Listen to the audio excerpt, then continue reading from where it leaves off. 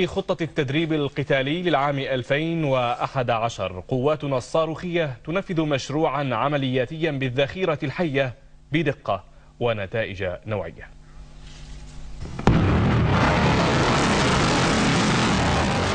نفذت قواتنا الصاروخية مشروعا عملياتيا بالذخيرة الحية في ظروف مشابهة لظروف المعركة الحقيقية، بهدف اختبار قدرة سلاح الصواريخ وجاهزيته في التصدي لأي عدوان قد يفكر به العدو،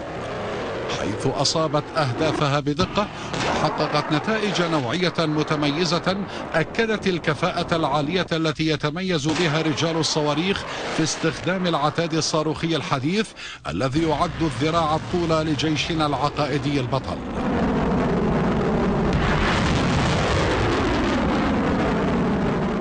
وقد أظهر أداء المقاتلين في جميع مراحل المشروع قدرة قواتنا الصاروخية وجاهزيتها الدائمة للدفاع عن الوطن وردع كل من تسول له نفسه المساس بأمنه أو الاعتداء على ترابه.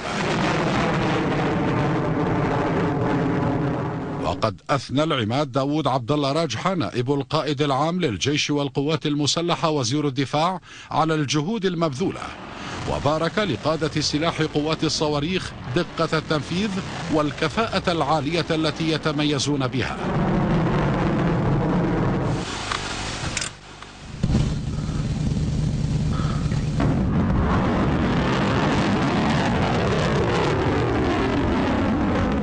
وجه قادة القطاعات والتشكيلات الصاروخية المشاركة في المشروع إلى ضرورة الاستعداد الدائم لتنفيذ أي مهمة توكل إليهم،